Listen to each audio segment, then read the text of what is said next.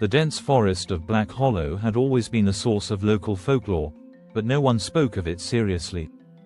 To most, the tales of trolls lurking in the woods were stories to scare children. But for Ella Grayson, the woods were her escape, a place to retreat from the pressures of her fast-paced city life. Ella had grown up hearing the warnings, "Don't stay in the forest after dark. The trolls don't like intruders." She dismissed them as myths. After all, she was a botanist, a scientist. Her world revolved around facts, not superstition. The expedition begins one crisp autumn morning. Ella packed her gear and ventured into Black Hollow to document rare fungi rumored to grow there. As she hiked deeper into the woods, the canopy thickened, swallowing the sunlight. The air grew colder, and the usual chirping of birds and rustling of small animals seemed to vanish. By noon, she stumbled upon a clearing with towering stones arranged in a peculiar circle. Each stone was etched with strange, ancient symbols. Ella knelt to examine them, her fingers tracing the carvings. Her research hadn't mentioned anything like this. She set up her camera to document the find, but a low, guttural noise froze her in place. It wasn't an animal growl, too deep, too resonant. She scanned the tree line but saw nothing. A growing unease as the sun dipped below the horizon, Ella realized she had lost track of time.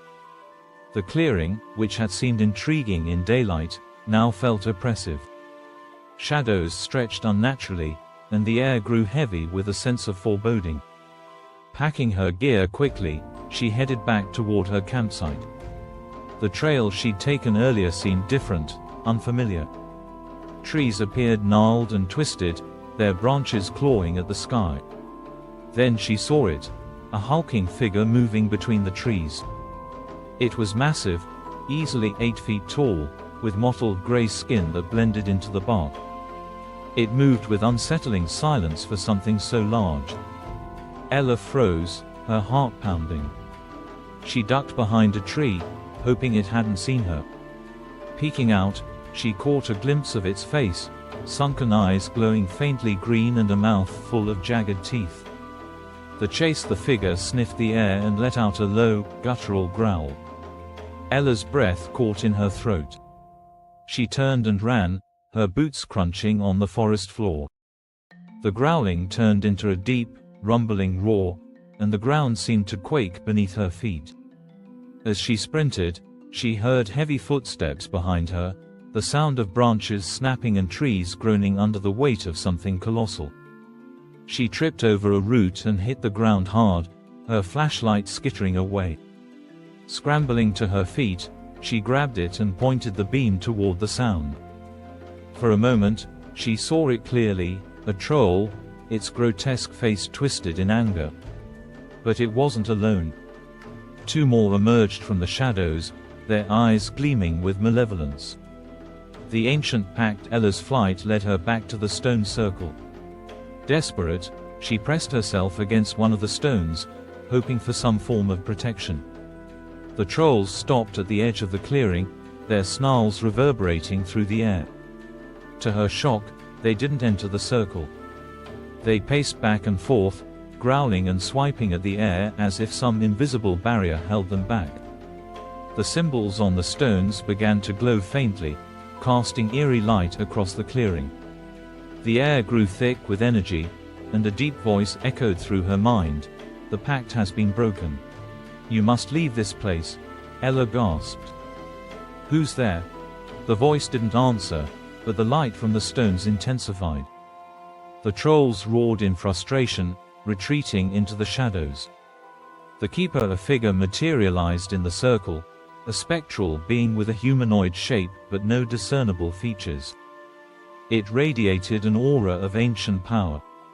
"You should not have come here," it said, its voice reverberating in her head. "I didn't know," Ella stammered. "I was just exploring. The forest belongs to them," the figure said. "The circle keeps them at bay, but the pact is fragile. If you disturb the balance, they will take their vengeance. What can I do?" The figure extended a translucent hand. In it was a small, glowing stone. Take this, it will guide you out. But leave and never return. Escape. Clutching the stone, Ella felt a pull, as if it were guiding her through the dense forest.